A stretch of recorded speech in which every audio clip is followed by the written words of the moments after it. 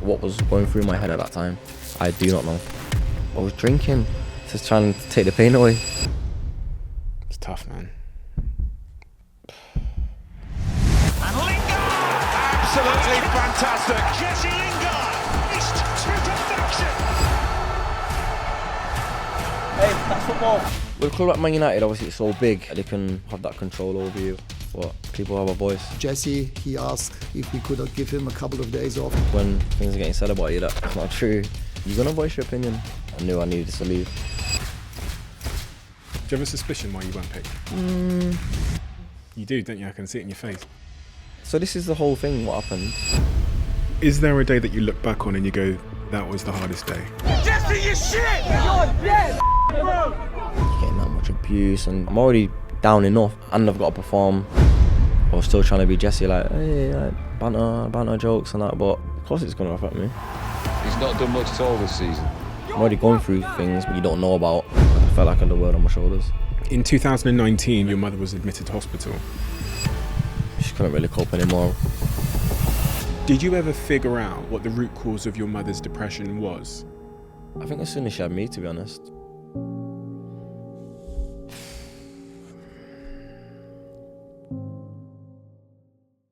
Thank you for tuning in to watch this episode. Honestly, an incredible episode, but I have to say thank you before we begin, because we've hit 1 million subscribers on this channel now, and it's almost unthinkable. I'm speaking for our entire team here when I say it's genuinely unthinkable. Biggest privilege of my life to get to do this. Means the world that you guys tune in every week to listen to these episodes. Roughly 65% of you that watch this channel now subscribe to the channel, which is amazing. If you haven't yet subscribed, could you please do me a little bit of a favor? I can't tell you how much it helps this channel and how much it's helped us to pull in amazing guests and to expand everything within our operations, and how it's also going to help us enable the year that's to come and all the plans we have, some huge plans, which I'm going to be bringing to you very shortly. Really hope you enjoyed this episode. Thank you for being here. Thank you for helping us reach this huge milestone of 1 million subscribers. Let's get on with it.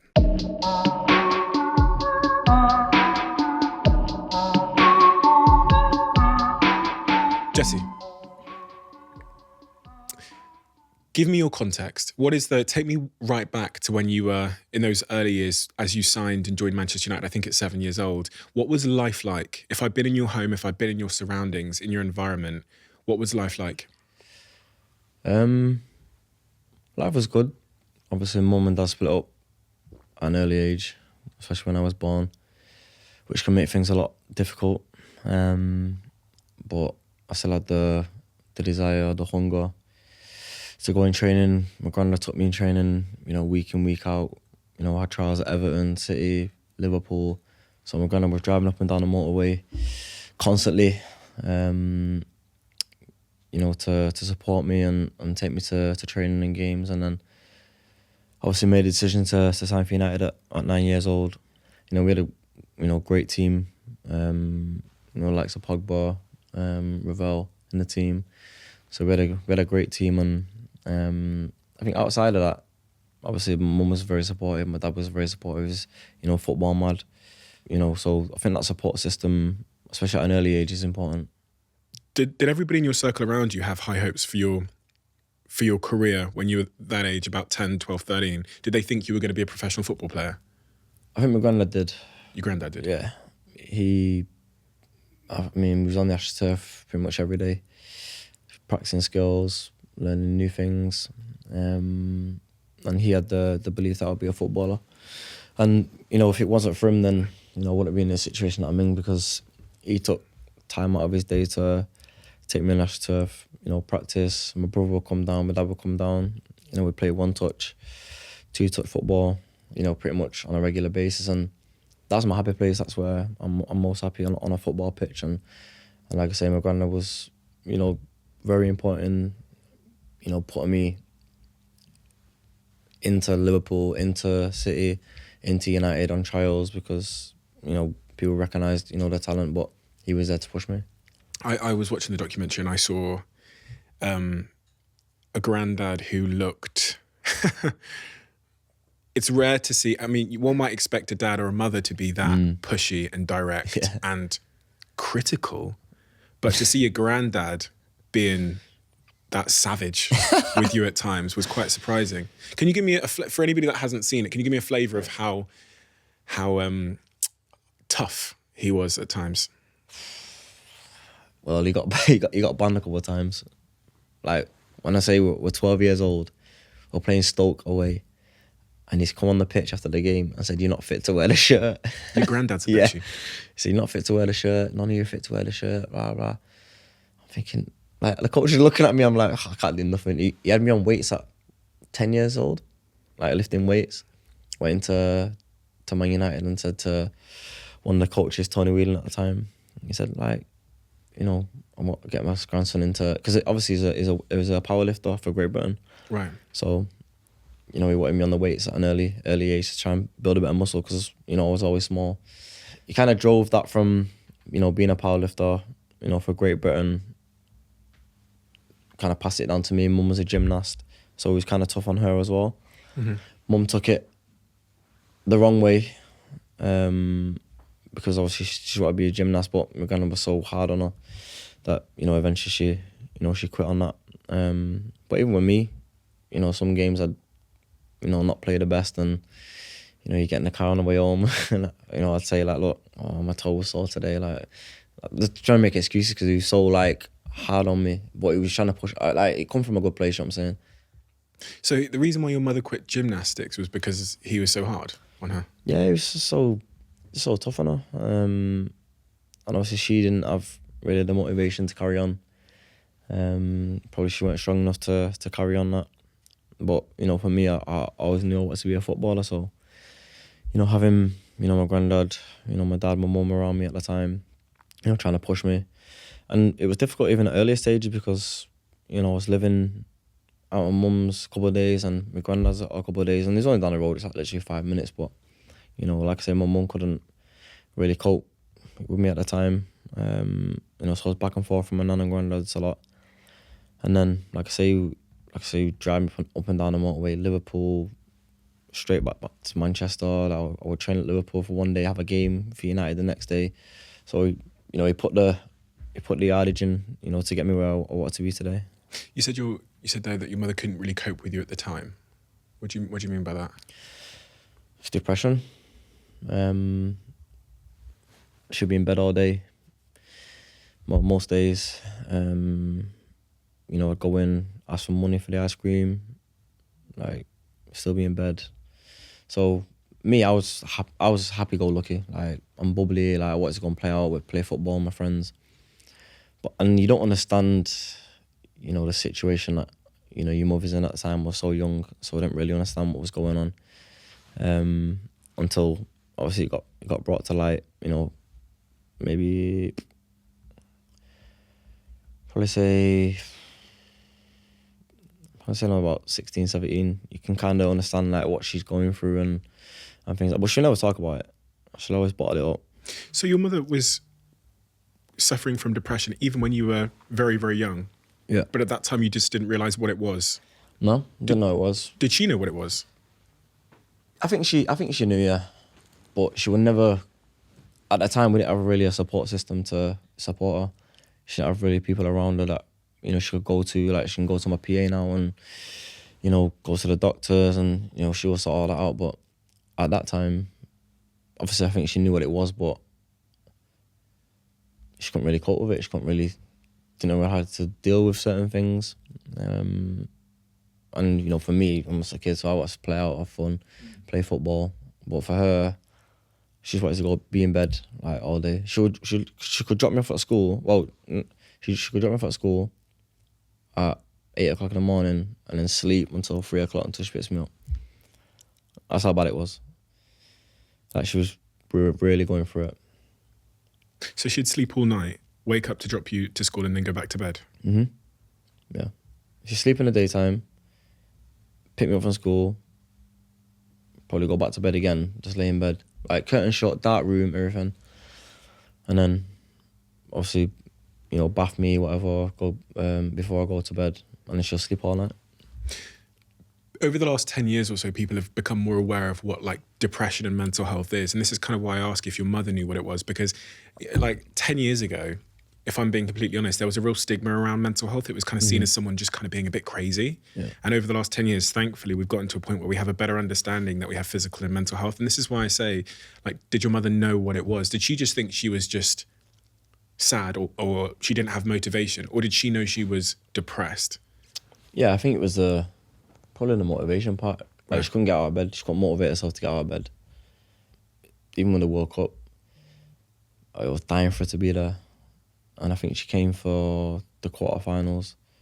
And that just made me so happy because in her situation, you know, not getting out of bed, not having the motivation, but she found that motivation to come and see her son play at the World Cup. That was, like, I told her, like, I was really proud of her. Like, it's brave what you did. Because, you know, every day in bed, depressed, no motivation, and just to find that little bit of motivation just to come and see, you know, her son at the World Cup. And don't forget, she's got, you know, I've got my little sister and little brother as well. So, you know, she's got to deal with them as well, which is always tough. But like I say, to find that motivation to come and see me at the World Cup was important for me, especially because I wanted her there anyway, regardless. And I didn't even know she was coming until I was in the lineup singing the national anthem. I seen her. You seen her? Yeah. Really? And it just gave me goosebumps straight away. Like, I was so emotional after that. And I wanted to perform at the highest level and win the game just for her. And I think there's a video on my Instagram of me hugging her for like 2-3 minutes. I've seen it. And it's just some things that can make you happier, you know, as a person, but just to be there and get up and get changed and get dressed and have that motivation to see a son at a World Cup. That's what made me happy. This is a bit of a difficult question because it's not always obvious, but did you ever figure out where or what the root cause of your mother's depression was? Not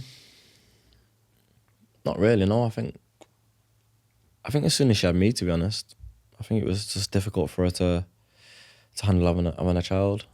Like I say, my nan and granddad, you know, took over most of the time, but, you know, she was still there, she was still a mother, but it was just hard for her to deal with it. And, you know, we had certain instances where, you know, we'd be in bed and she'd be, like, trying to stretch my legs and that. Like, I'm like, what's happening? I didn't know what was going on. I didn't know she had depression at the time. I was at such a young age. But for her, it was just normal for her. And she's like, you know, stretching my legs, like, you got training tomorrow. And I'm like, oh, what's going on? Like, I didn't realise what was going on. So she had them, like, phases where, you know, she'd do, you know, some extraordinary, you know, stuff. Stretching your legs, I'm confused. Yeah, just like stretching my groins out, like, before, like, we went to sleep. Just like, it was strange for me because I knew I'd train the next day, but for her, that was probably like natural and normal. Do you know what I mean? Like, it still don't resonate with me today, and probably doesn't resonate with her today of what was going through her head at the time. Like, especially when I was born. Like, could she handle that situation of having a kid? So you're saying basically before you would go to sleep, she was stretching your legs in a way that didn't make sense, like as in. Yeah, I was just like, I just want to go sleep. Like, why? Well, I would never question her. But she would just do, like, extraordinary stuff. And this has lasted up until today, since as young as you can remember, till today. Yeah, and I think she'll still always have depression, but she can cope with it now. She can handle it because, like I said, we've got the right support system around. But still, it's like I say, I've got my little brother and sister who she looks after, and you know what? She's come on. My mum's come on leaps and bounds, to be honest. Especially from, like, even a documentary. She was nervous to do that. Like, she was crying in the car. Like, the director spoke to her and said, "You're going to be involved in it." She was crying, like, didn't know if she could cope with it. But, you know, she found the courage, found the motivation, you know, to do it. And that's still a big thing, even though she's going through what she's going through. But like I say, we can handle, you know, certain situations now. Emotions. You said about bottling up your emotions, and generally, you know, I think men in particular have a real problem with kind of expressing their emotions for various reasons because we're macho and masculine and whatever else. But Did you learn at a young age at all how to express your emotions? Did you have models in your life where people were emotionally expressive? No. Only with my mum and my nan and granddad. Like, we'd always say, love you, like, how are you, you okay? But, like, dad's side, like, not much. Like, rarely hug, more of a, you know, fist pump. But, you know, sometimes you got to see that loving side, especially from, you know, our father.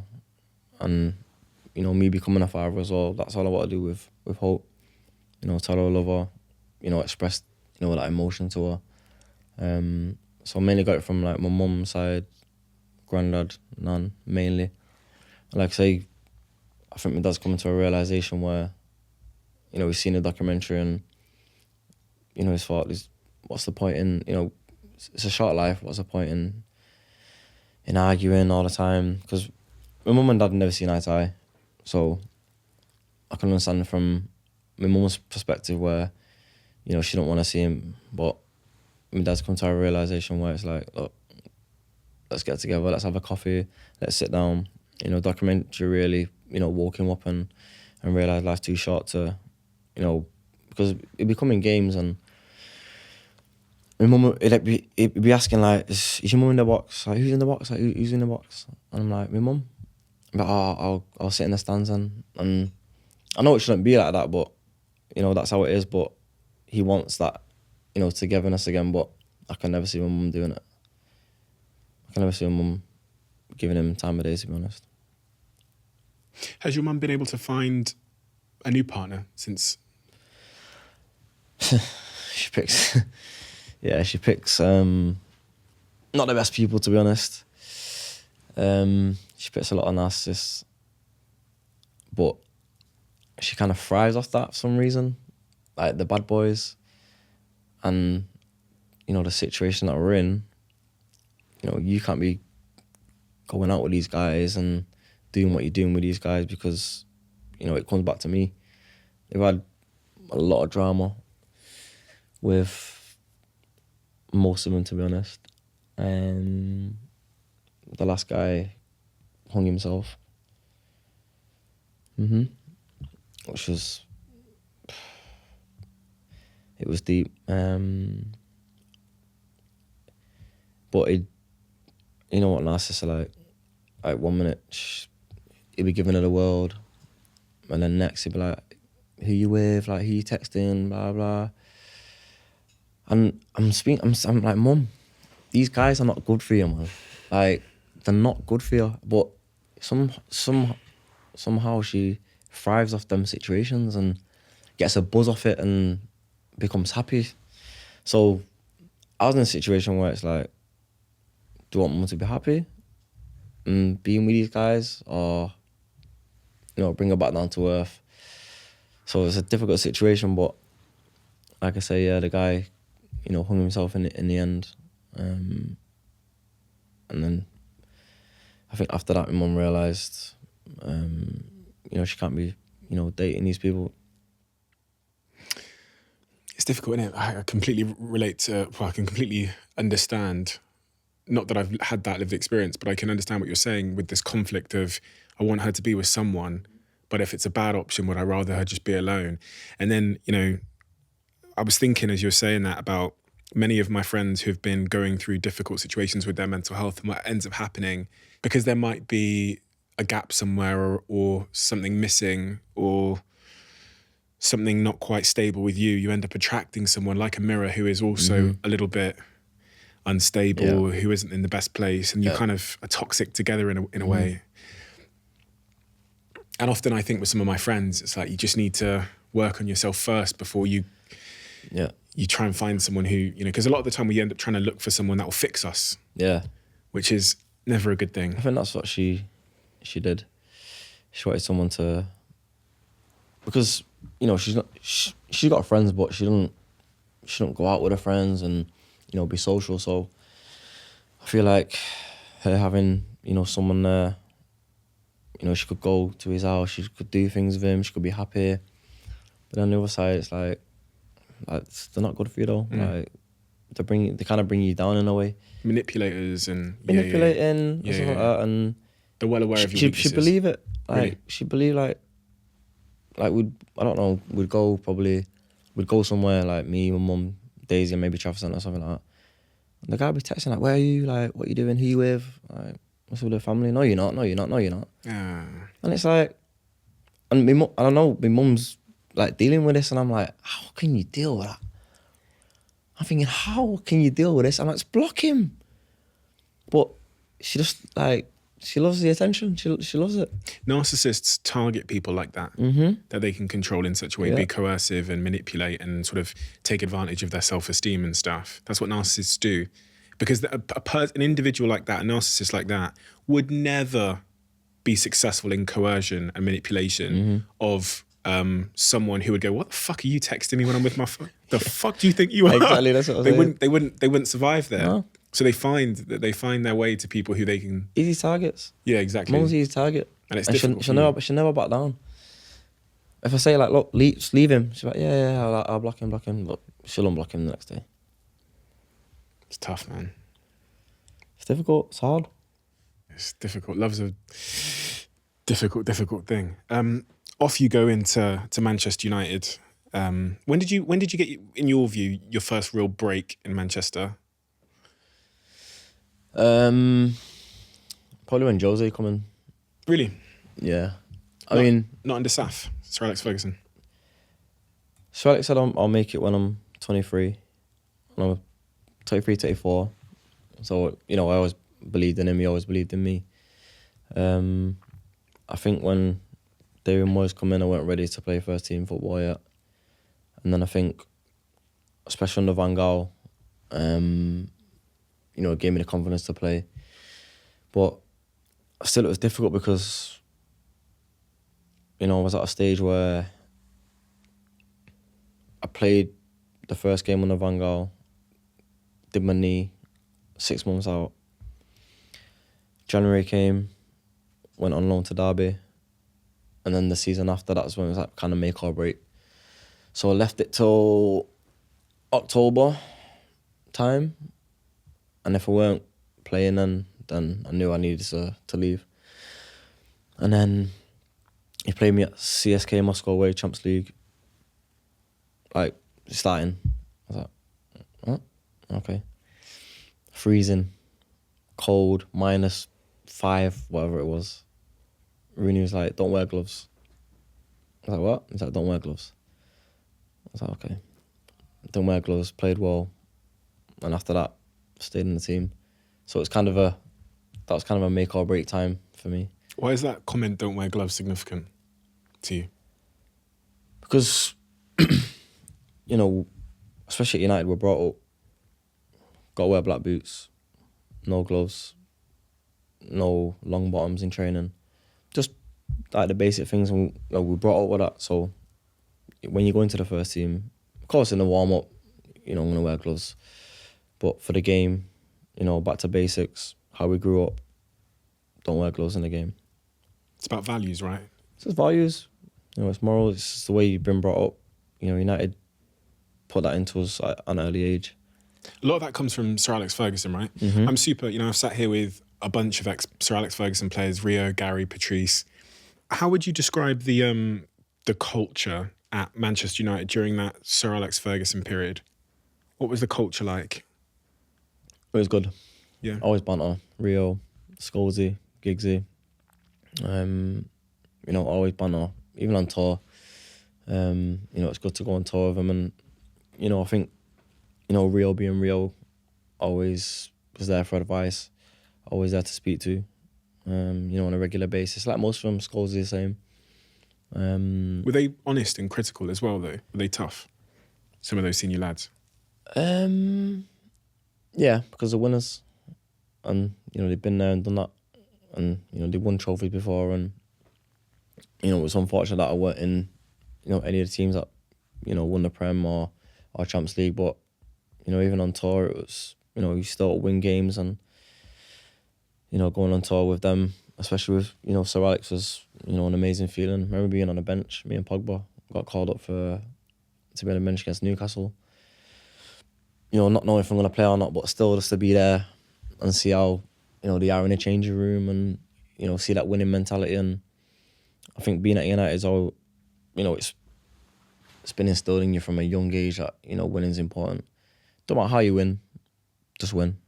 And I think they've been so successful, over the years, winning trophies just by having that winning mentality. Sir Alex Ferguson leaves. Now, it's funny because I'm a Manchester United fan. I'm a big fan, and I've had season tickets over the years and go to most of the games at home still today. And from what I've heard, it went from being like a family to being run by Ed Woodward and it feeling less like a family. Like one of the comments one of the waitresses said to me was, when Sir Alex Ferguson and David Gill were here, they would come in here and like chat to us and they knew all of our names, every single one of our names. And then when Sir Alex Ferguson left, one of them said to me, they don't speak to us anymore. It's different. Sir Alex was like man to man. Like when we're training with the first team, he'd bring us like 16, 17 training with the first team. Like he'd give you that confidence, know your names, know all, like from probably under 10s to the first team, he'd know everyone's name.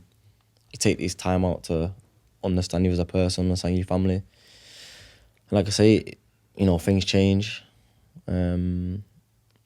But with him, it was good that, he could understand the family side, get to know your family a bit more, understand you as a person, see your progression. Like I say, he said 23, 24, you'll be in the first team.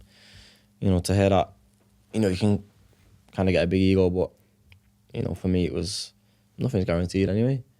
So I'm just going to work my ass off 10 times, more, to be in that first team.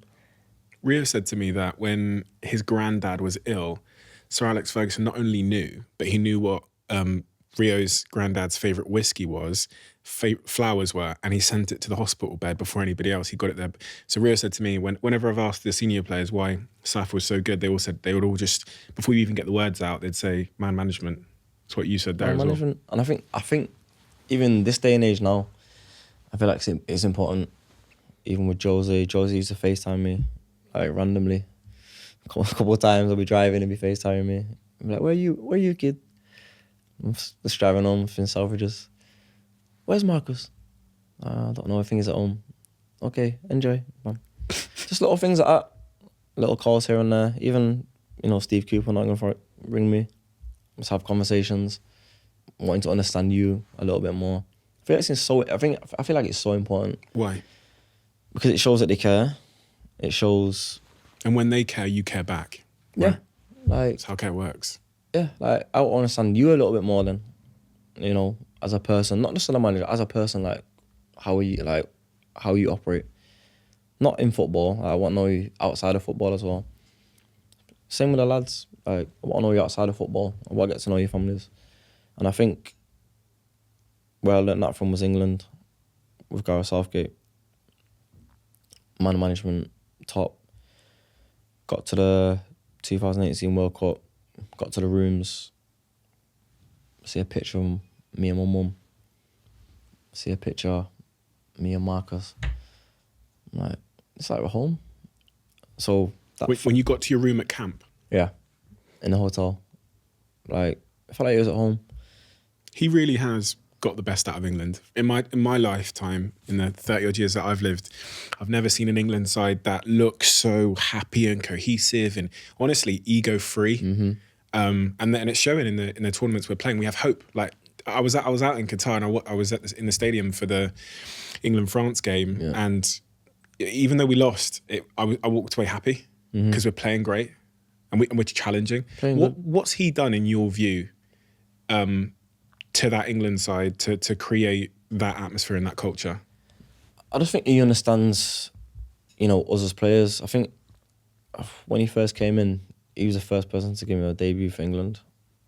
I played with him at under 21s, understood his values and the way he did things. And then, coming into, the senior team, give him a debut. What are his values, in your view? I think he cares about the players a lot, and like I say, he wants to understand, the player. So for me, being with him on the 21 level and obviously being with him at a senior team, there's trust already there anyway.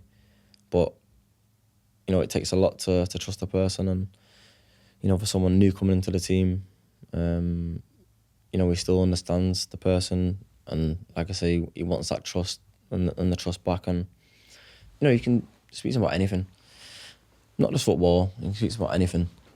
And, he'll understand, and I'll ask about, how's your mum? How's your dad? How's everyone? Just little things go a long way. And I think, the man management side of it is very important, especially tournaments anyway. But, the group as a collective, understand his values and the way he does things. So people new come into the camp, it's easy settling straight away, because it'll pull you straight away and like speak to you and sit you down and, talk, just talk. And that's it. And I think it's so important. What's his, a lot of managers are known for, Sir Alex Ferguson's, one of the trademarks of his style is the hairdryer. I know that's kind of like overgassed by the media and stuff, because you hear what a caring man he was. But when you think about Southgate's style compared to these other managers you've had, like Van Gaal and Mourinho and Ole and Moyes, etc., what's his style, Southgate's? It's different, but it's still got the hairdryer in and all. Really? Yeah. Surprises me. Yeah, no, it surprises a lot of people. But you need that though, because you don't want a manager who's, nice and lets you, get away with little things here and there. Like, he's on it. Like, it'll tell you if you're in the wrong or not. It don't matter what player you are, who you are, it'll tell you if you're in the wrong or not. But, on the other hand, he still wants to create that good vibe, with the team, and, he'll shout when, it's needed, but most of the time, it's just, simple. You can speak to him, we'll speak to the group, simple words, enjoy the game. We've been there before. Go out, win the game, have fun, do the tactics all in the week. But, to have someone like that, who's a good guy as well, I think, it goes a long way, especially, with the England team. Quick one, as some of you know, Intel are sponsoring this podcast, and for me, Intel has made the search for a premium laptop so much easier by creating the Intel Evo platform, which is signified by this sticker here in the corner. Laptop designs only receive the Intel Evo badge when they have been tested to pass Intel's own very strict requirements so that they can actually perform as you need them to out in the real world. And the result for me is a premium laptop that can perform everywhere, even with my crazy schedule in mind. And most importantly, it can handle multiple tabs open and a battery that really lasts throughout the entirety of my meetings. Whatever you need your laptop for, Intel Evo have you covered. It's a game changer. To find out more and to get your hands on an Intel Evo laptop, go to intel.co.uk/Evo and let me know how you get on. It is that time of year again where my life becomes incredibly reliant on Huel. I'm busier than ever. I'm trying to be nutritionally complete in all that I do. I'm trying to make sure I get all of the vitamins and minerals that I need in my diet. And Huel has been, for the last 3.5 years, the primary reason as it relates to my diet that I've been able to be nutritionally complete while also being incredibly productive. They've also been a sponsor of this podcast since we launched the podcast. And so I owe them a huge debt of gratitude for enabling this show. And in fact, when we hit the 1 million milestone on YouTube with this podcast, I sent it to the founder because I've never shared this before, but he actually said to me when I started the podcast, he was like, you're going to absolutely kill it. You'll have millions of subscribers. You'll be this big. You'll be that big. So many people will listen. And I don't know if I believed it, if I'm being completely honest, but he believed in us and this show before we'd released one episode, which is a remarkable thing. And he gave me a huge amount of self-belief in myself. So thank you, Julian Hearn, for that. But also thank you, Huel, for creating a product that has helped me and helped my health stay intact in my busiest days over the last couple of years. Back to the episode. Why did Manchester United not reach the levels on the pitch during that era?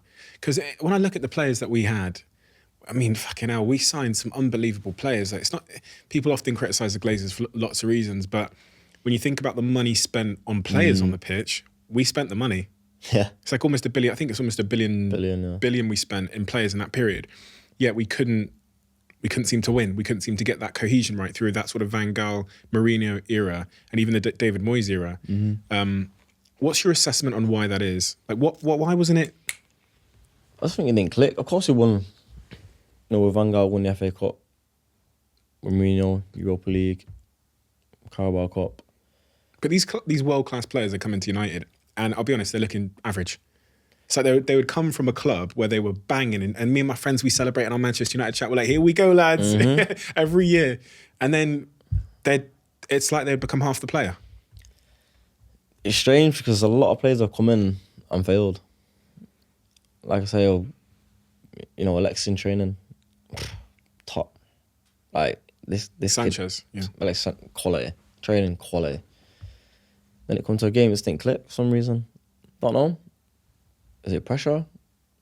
When I was playing, especially with Rom and Alexis, we just wanted to enjoy football, and of course it's going to be hard to win a Prem when City have, been so dominant for many years. But even to win Europa League, Carabao Cup, Community Shield, like we're winning trophies. But I think when Jose left, then trophy stopped. It's difficult. Another new manager. It's kind of like you have to like kind of prove yourself over and over again. It's kind of like false, like fake promises, really. I think that's what the heart of it. Yeah, like you get like, you doing well, like you're playing next game. Don't end up playing During the time under Solskjaer. Yeah, because I played at first, and then obviously lockdown came. Box office when all first came in, United were unbelievable. Yeah. You were balling out of control. That's what I'm saying. Yeah. And then I said to him before the season, if I don't play X amount of games before December, then we let me go on loan in January. He said, yeah. So didn't play, and then January come, West Ham came in, and still people was, debating, is he fit enough? Is he ready to go into a team like that and start straight away? That nearly didn't happen, did it? It was off and on and off and on. Honestly, I was literally with my brother watching Sky Sports News. Dave Moyes on the phone. I'm like, yeah, I'm coming. Like, I'm there. Like, you want me there? I'm there. Edward rings. No, you're not going there. It's off. It's done. Just crying. I was crying. Me and brother just crying. All I want to do is play football. That's it. Edward was, right, it's back on now. All I want to do is play football. Let me just go and play football, please. As soon as I got there, hit the ground running. It's probably one of my best seasons, to be honest. Like, I think 9 goals, 5 assists from like February to May. I still didn't go Euros after that. And that was my main aim, to go Euros. How did that feel when you found out that you weren't going after having won it? Probably, arguably, your best ever year in football. Before at West Ham, when you were, widely considered to be the most informed player in the league. How did it feel? It's heartbroken because, growing up, I always wanted to represent my country and play for England. And to not play the first half of the season, then to go to West Ham and the form that I was in there, I could have easily took it into the Euros, but didn't pick me. And like I say, weren't strong enough to probably say, look, why am I not picked? Would that have helped? Probably, yeah. Do you think? To get a reason out of it, yeah. It wouldn't have got you in the team, but it would have helped you. Yeah, like what could I have done to get into the team? Yeah. Should I score 10, 11, 12 goals? I don't know. Do you have a suspicion why you weren't picked? You do, don't you? I can see it in your face. I don't know because... I can see that smirk. You do. I don't know because... I was thinking of form, how can I not be picked? Do you think it could be something else? Because your form, you can't argue with it. Can't argue with form. You Can't argue with argue stats. Anything Stats don't lie. Off the pitch? Off the pitch, I was sweet. I was in a good mental space. So I don't know what it could have been then. This is what I'm saying. Who knows? And maybe one day we'll probably get the reason. But to this day, not sure why. In 2019, as shown in the documentary, your mother was admitted to hospital. What was the cause of that happening? What was the lead up of events that sent her to hospital? Just the depression. It was just so bad that she couldn't really cope anymore, and I think she needed to go away and get help. But then leaving me with my little sister, who was probably 11 at the time, and my little brother, who was probably like 15 at the time. For me, I was still going through my own things as well. So I wasn't really the big bro that they wanted at the time, because they always get like the fun, the laughy Jesse, the bubbly Jesse. But at that time, I was going through my own stuff anyway, so I was just autopilot. Your mum's in hospital. You've got 2 younger siblings that you're now primary carer of. And how are things going on the pitch? You're saying that you just weren't present on the pitch. Just weren't there. Like, mentally, weren't there. Like, I'd be on the pitch, but just didn't want to be on the pitch. Really? Yeah, I didn't want to play. I didn't want to quit football. I'd never quit football, but I would have needed a break. If lockdown didn't come, I would have needed a break, 100%. And is this in Old's first year or second year? Yeah, so it's second year, and I'm just going into games like just mind blank, just on a pitch. Just like, I didn't want to be there to be honest, so of course I'm gonna play bad. And then you get an abuse. That was kind of what tipped it over, to be honest. After the Derby game, What happened? so we won, but as soon as we get on the bus, it's no, Jesse, you shit, blah blah. Like, why are you playing for us, blah blah. And to be fair, Luke Shaw backed it, to be honest. He came down off the bus and like started shouting at him, arguing, whatever. But don't know if it was Derby fans or United fans, but like, I'm human, you know what I mean? Of course it's gonna affect me. Like, I'm already down enough anyway. I'm already going through things what you don't know about. And I've got to perform on a weekly basis. And when you're performing, you're not performing at 100%. So, of course, there's going to be critics and, you're not playing that well. But to be abused like that, it's kind of what tipped it, to be fair. That was like, I was like, nah, I can't be arsed anymore. Like, I need a break. I need to find something, some motivation, some fire in my belly again to get going again, because, I can't be doing this. Like, and there'll be another game next week, and I'll be like, oh, like, can't be arsed, man. I don't want to play. Just during that time, that time period of everything what was going on, mum, looking after my little brother and sister and that, I felt like I had the world on my shoulders. There's this really kind of like moving, haunting part in the documentary where I think your older brother Louis had videoed you lying on the sofa completely still. Your eyes are like blank. Mm-hmm. That's how it was. Like, even at training, like, just masking it. Just trying, like, Masking what? Just masking, the depression side of things, the anxiety. Like, I was still trying to be Jesse, like, hey, like, banter jokes and that, but, it comes to a point where you actually need to say something, because I felt like just the world just was on my shoulders and had no one to turn to. Like, couldn't speak to anyone about anything. I didn't want to speak to anyone. I thought, you know what, I can deal with this. I can handle this. I'm grown enough to deal with this. But come to a point where it was like, look, Ollie, this is what's going on.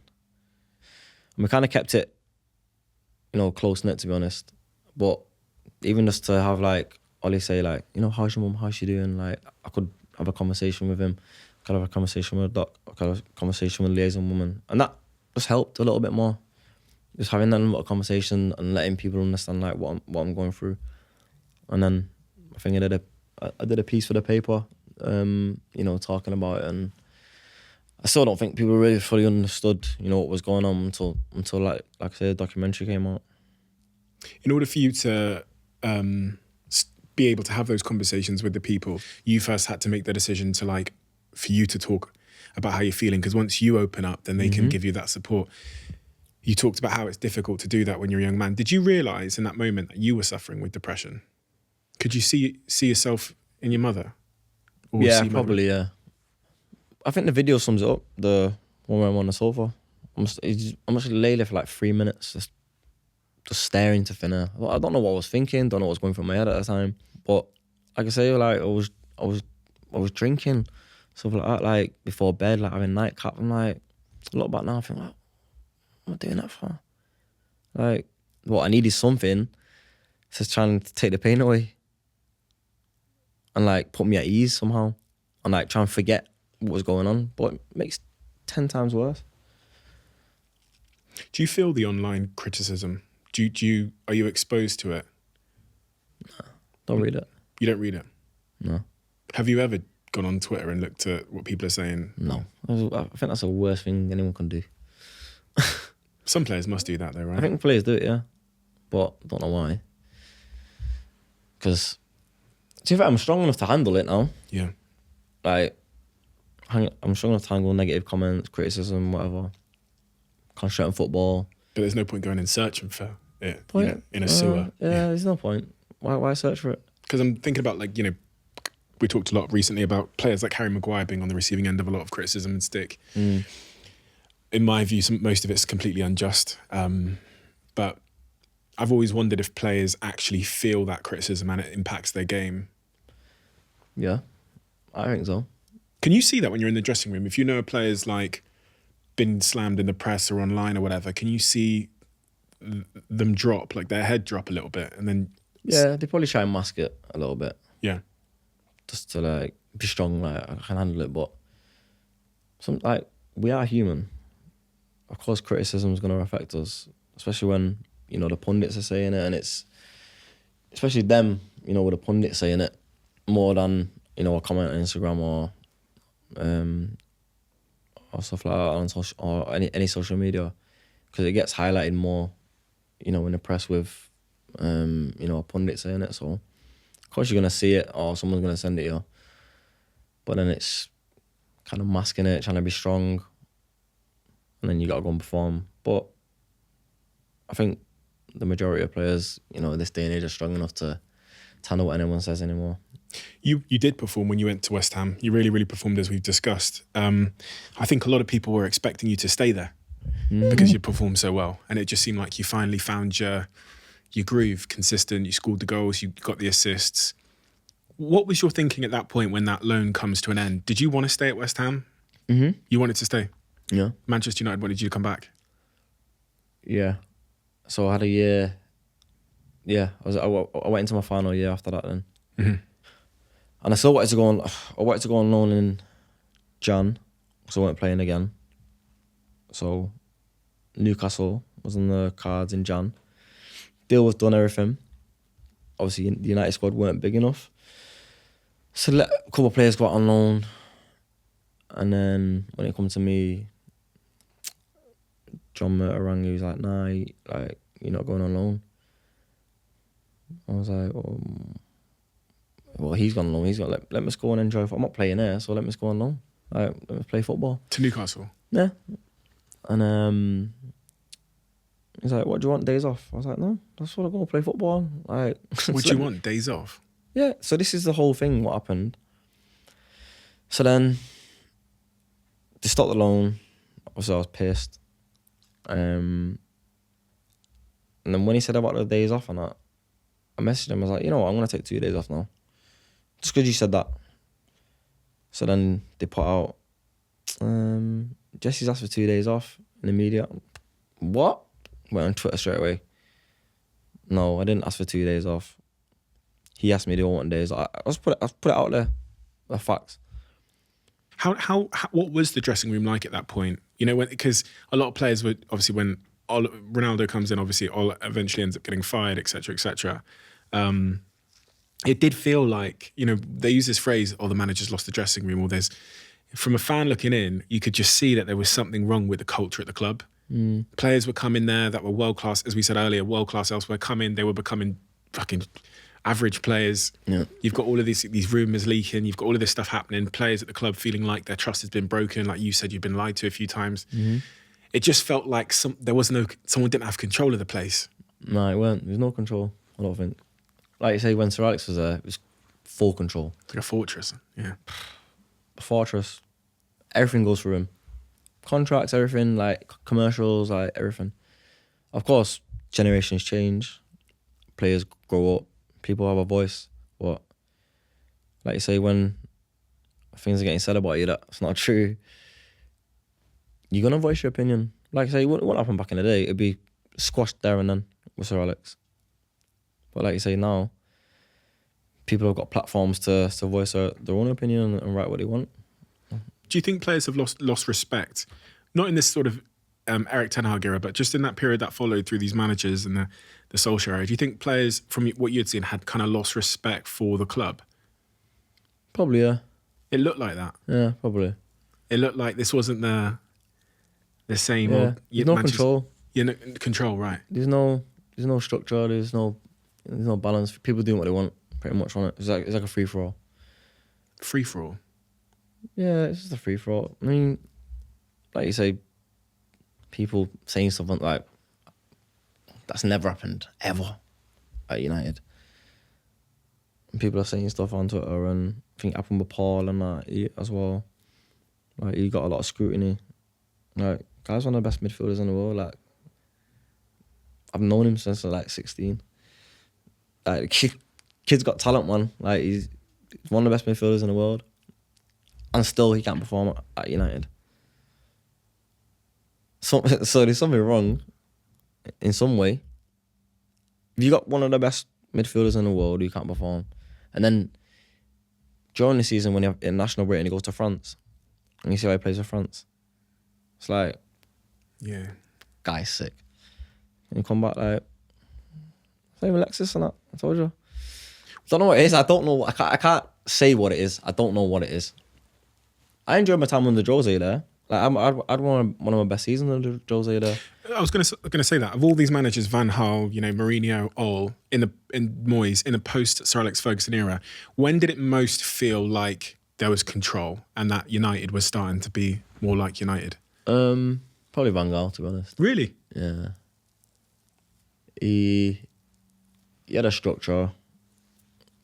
Like, everyone understood what he wanted. Like, some people didn't like. I love Van Gaal. Very tactical. Knew how I wanted to play, and everyone bought into that. And then, of course, Jose, best manager in the world, just wants to win. But like you say, had that man management as well, and had the belief in me and the trust in me to perform. Like I say, I had one of the best seasons under Jose. That's how I went to the World Cup. If you could wave a wand, then if I give you a wand, then I said, okay, in that all era, in that post Alex Ferguson era, do one thing to fix the club's issues, what would you have done? What would that one wish have been? Do you know what it is? I think they're so behind on, like, with everything. Like, you see, like, City's facilities, you see Tottenham's facilities when we go there, like with England and that, when we train at Tottenham.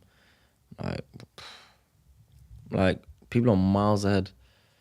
Even like the social side of things and that. I went to them like 2017 about like YouTube and let's do like content. Like, they're so behind on everything. Like, I just want them to just get up to date on like the new things that are happening, like the things that are popping. Why does that matter? You got to be relevant. You got to stay relevant. But in terms of like the training ground, obviously Ronaldo in the Piers Morgan interview talks about the jacuzzi and the chefs and the food and the facilities and the weights, training equipment. And he left years ago. Yeah, he says he came back and it was all the same. Yeah. What impact does that have on you as a player? You want the best things. You want, especially being like, United's one of the biggest clubs in the world, so you want the best for the best, and of course you want the best food, and you want the swimming pool and the jacuzzi and the sauna, which is it's still there, but just like be a bit more modern, like modernized, because like you see like City's facilities and that, and like you think like man, like just like get up to date, like catch up a little bit, like because like you're way behind at the moment. Is it a symbolic thing? Like, as in, it's kind of a symbol that you're not keeping up with the other clubs. That you're not investing in the small stuff.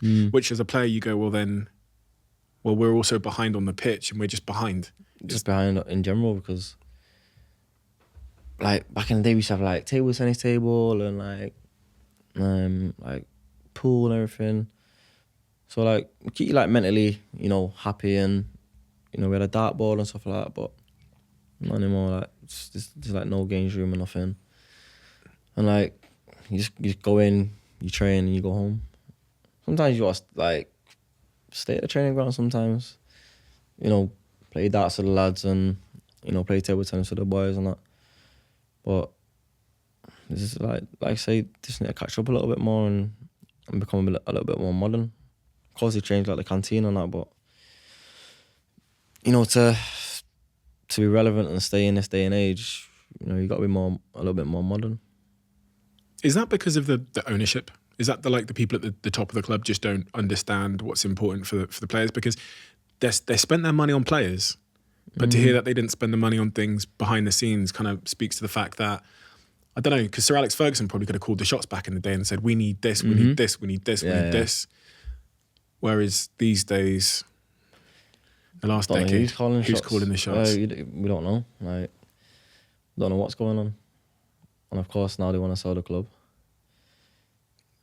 But the fans have been wanting them out for, a long time. But did the players care? Did the players take a view, do you think? Not really. It was just, like I say, just behind. We were just behind on a lot of things. And like you say, you want that modern, you want the modern things, you want the things that are, popping off at that time. But I don't know, like who calls the shots about, changing the training ground and things like that. But like I say, just to catch up a little bit and you see what City are doing on that. Like you say, fresh training ground, best facilities, no one talking back in the press about the team. You chose after your time at Old Trafford, after your contract had come to an end, to go to Nottingham Forest. A lot of people were surprised by that. A lot of people would have thought you would have gone back to West Ham, where you'd had an unbelievable run, or even to Newcastle or somewhere like that. Why did you choose Nottingham Forest? Newly promoted team. They'd just been promoted, right? Yeah. Why Forest? I think they showed the love. They showed, the willingness and the hunger to want me. They was gonna fly me here, there, and everywhere to get the deal over the line. Things broke down at West Ham, negotiations, which obviously I can't get into too much. But Nottingham showed the love a lot more than West Ham. And when you think about it, I've been at West Ham anyway before, and you expect, like, you see what I can do, I see what I've done, so you expect them to be like, yeah, like, you know what, like, we'll show you the love, like this is the contract, blah blah, like, let's negotiate, let's talk. And they weren't like that for some reason. They didn't want you to sign? No, they wanted me to sign, they just but wouldn't give you a good deal. Kind of rush it. It was like kind of rushed. Like, it would be like Wednesday, and they'd be like, sign by Friday. Like, this is the deal. Sign. Like, let's talk. Like, me. Like, I'm not. Some respect. Yeah, like just show a little bit of respect. Like, I've been there. Like, I've helped your team. Like, we got to Europa League. I show like a bit more respect on that. But Nottingham were just like, listen, like, we love you. We want you. Like, the manager will come to your house. Like, the owner wants to fly you to Greece, like, to sign the deal. Like, doing everything in their power to get the deal over the line. And, for me, it was a new challenge, different challenge. Newly promoted team. Of course, I was known as United all my life. And I remember leaving United the last day. And the physio that we had from under 18s, obviously, is with the first team now. He's like, I remember the FA Cup goal, I remember the Youth Cup, run when you won the Youth Cup. Like, I'll always remember that goal, like the FA Cup goal. So I got in my car, yeah, just started crying, just just started bawling, crying, like all the way home, drove home, yeah, rang my brother, I was like, it's actually leaving, you know, I'm leaving, crying all the way home and that. Like, I couldn't contain my emotions and that. And then, like, it lasted a long time. Like, I've been there all my life. Like, I know everyone in the club, from like staff, kitmen, dinner ladies, you know, Mike Glennie, who scouted me, you know, to United. And like, that's been my life, United. How did you feel about the club when you left it? Did you feel let down, like disappointed? Yeah, a little bit. They say false promises here and there. Not really give you a reason why, you know, you weren't playing. So, yeah, kind of let down, to be honest. Like I say, didn't really get a send-off. Been there that long. I think I deserve one. But when you get in that car, when I've been in the moment as well, where I've quit my business that I'd started 7 years in, when there's hundreds and hundreds and hundreds and hundreds of employees, and my first reaction, I got to be honest, was like I was like, when I knew I was going to quit, I was so mad, and I wrote this email, and it was kind of bitter and whatever else. But when I realised I was actually going to send this email, there was this little pause, and this is when I was in Portugal at the time, and I got really emotional. Yeah. Because that's when you look back and go, I'm actually going here. Yeah, Like, it hits you. It hits you, yeah. It's all said and done now. Yeah. And I'm leaving. And so I redid the email, and it was like a really nice one. It was like a thank you to like the board and stuff for taking the chance on me and stuff. So yeah, it's tough though, because That was tough. When he said that, when the physio said that, I was gone, crying all the way home in the car. And people don't know that. Like, people probably thought, like, oh yeah, he's happy to leave, but I needed to leave. Like, I wasn't playing, so why am I gonna like? I got offered a contract, but what's the point? I'm not gonna play, so I wouldn't rather.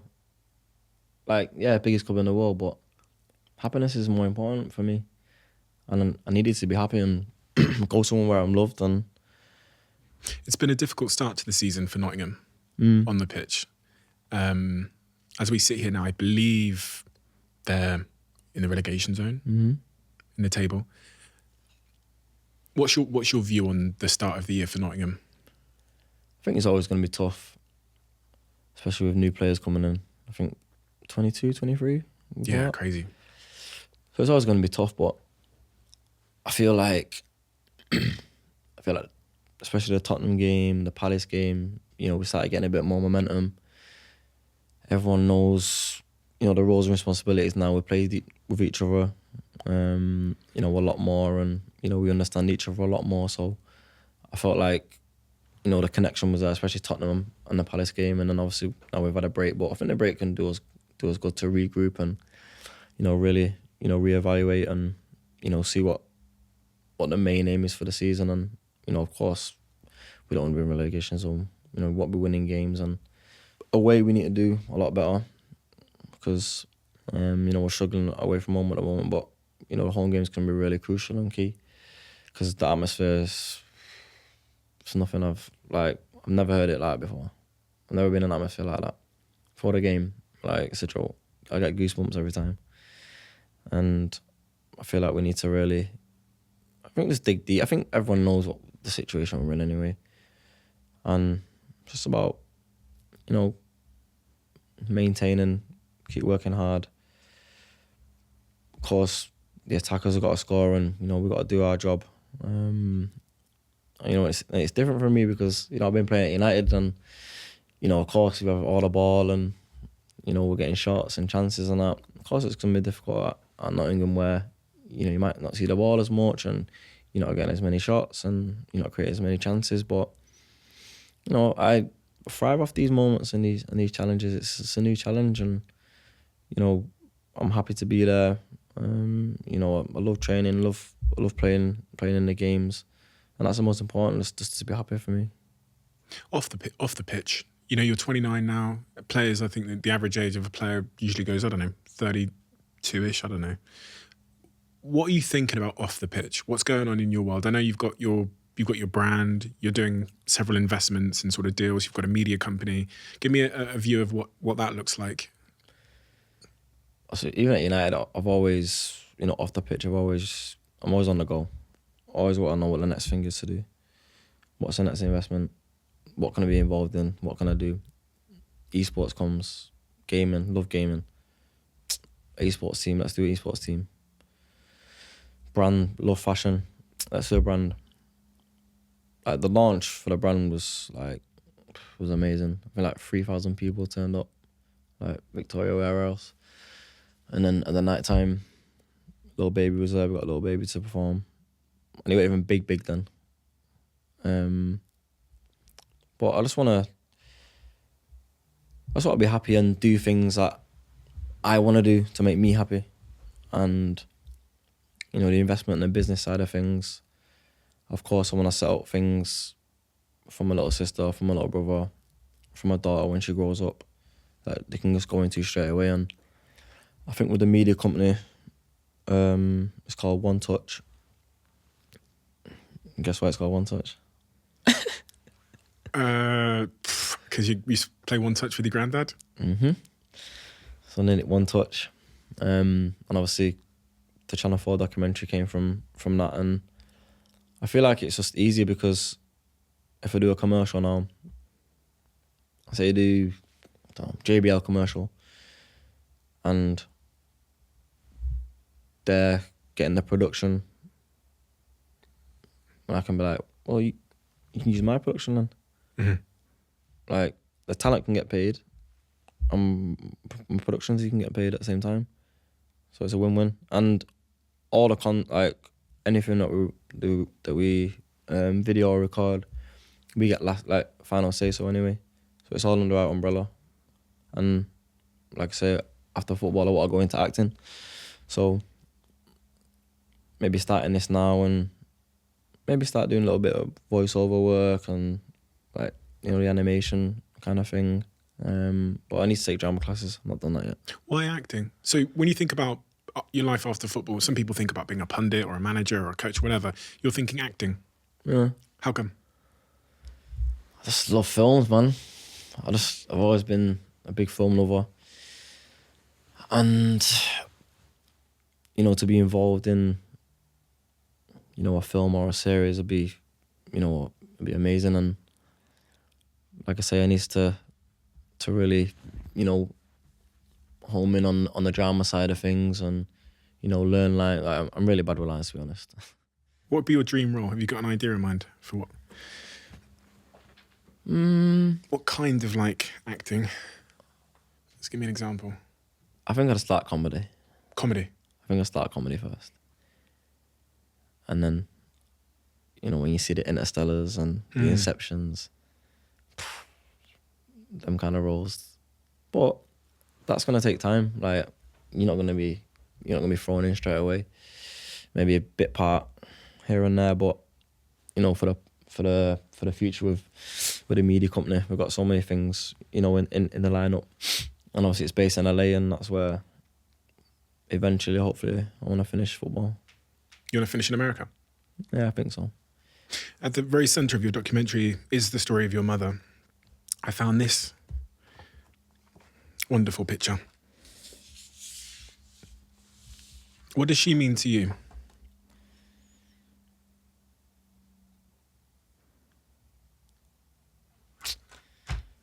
Nah, she's everything, Mum.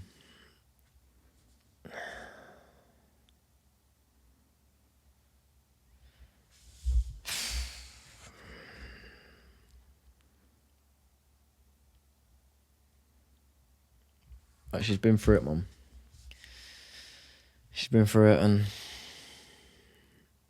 to see where she is today, from where she was, huge progression. So proud of her. And it can be hard because she's had depression for years and years and years. And like I say, having me probably made that worse for her. Because she couldn't probably handle, being a mother at that time. But luckily we had, my nan and granddad there to support us. But what do you want for her? I just want the best for her. I want her to see, our kids grow up. I know she's so proud of me. you know, how far I've come. You know, she'll still message me for a bad game or anything like that, which is good. Same like my granddad, same with my dad, same with my brother. But she's been through it, but I just want the best for her. And like I say, I want to, you know, keep her in this lifetime long enough to, you know, see me progress, see hope progress into the character that what she's going to turn into, because she's a character at the moment. You proud of her? My mum? Yeah. Massively. Massively. How come? Just from sitting in bed, you know, at the age that I was there, probably, or maybe a little bit older, not being social, to FaceTiming me every day and ringing me every day and Jess, what you doing? And have it. I love that. And I think my little sister, like, she's 14, but she acts like she's 18. But I think she helps my mum as well a lot, which is good, because my mum never really had someone to like lean on, like not even my nan, like not even my granddad really that much. Like she's not really had like a proper friend to lean on, you know, in times of struggle. But I think having Daisy there, you know, my little sister, you know, she's really helped my mum, and I think my mum, you know, thrives off that. And like I say, we're both daft. We're all daft. Like we do, like, honestly, if you had a camera in our house, honestly, it's 24/7 carnage. Honestly. I believe you. We have a closing tradition on this podcast where the last guest asks a question for the next guest without knowing who they're leaving the question for. The question that's been left for you is, what are the uncomfortable things that you banish to the shadows, which means kind of put in the shadows, which would improve your life if you integrated them? Basically means, what are the things that you put in the shadows that would improve your life if they weren't in the shadows, I guess? So I think just to question things a little bit more, because, you know, growing up, I never do that. Like, I've been put in situations where I could question things, like go and ask a question. You don't ask, you don't get. But I've never done that, and you know, it's only took me over these last couple of years where, you know, can finally like man up and, you know, be strong enough to ask a question. Because sometimes it can take time for, you know, a person to, you know, to grow up and, you know, be a man. But, you know, having my daughter, like, changed a lot of things. And, you know, like I say, if things don't go your way, of course I'm going to question, you know, things. But back in the day, I would never. Well, Jesse, thank you. Thank you for so many reasons. You've given me so much joy as a Manchester United fan over the years. I've you know, not just because of your on the field performance, but just generally the personality you've brought into the game and the happiness you bring to your game. But also the documentary you've released on Channel 4 is incredibly important, incredibly inspiring, because it's starting a new wave of conversation around players' mental health and really a call for empathy, because we never, as fans, know what's going on out off the pitch, behind the scenes. And to have a view into that puts things in perspective. It kind of turns the lights on. And when you can see that full picture, hopefully people will realise, as you've said, that you're players, you're not robots. And that even one comment or one thing happening at home can, like all of us, like the rest of us human beings, can have a really debilitating impact on us, our mental well-being and how we perform. And that's a really important conversation, one that you didn't need to start, one that you could have very easily just kept to yourself. And it's tremendously strong, contrary to popular opinion, to speak out like that, especially when you're a man and it's not so easy to do so because of the stigma. Yeah. So thank you for that. That's incredibly important. And I'm exceptionally excited to see the next chapter of your life play out at Nottingham Forest, but then much further on beyond as you embark on a new career in a different industry. Thank you. It means a lot to me that you've come here today. Appreciate it, Stephen. Pleasure Thank to you meet very much. Quick word from one of our sponsors. I've got a tip for all of you that will make your virtual meeting experiences, I think, 10 times better. As some of you may know by now, Blue Jeans by Verizon offers seamless, high-quality video conferencing. But the reason why I use Blue Jeans versus other video conferencing tools is because of immersion. Their tools make you feel more connected to the employees or customers you're trying to engage with. And now, they're launching one of their biggest feature enhancements to impact virtual events so far called Blue Jeans Studio. I actually used it the other day. I did a virtual event using the studio, which I think about 700 of you came to. TV-level production quality, all done by one person with very little technical experience on a laptop. So if you've got an event coming up and you're thinking about doing it virtually, check out Blue Jeans Studio now. Let me know what you think, because I genuinely believe, I know this is an advert and I'm supposed to say this, but I genuinely believe it's the best tool I've seen for doing really immersive, simple but high quality production virtual events.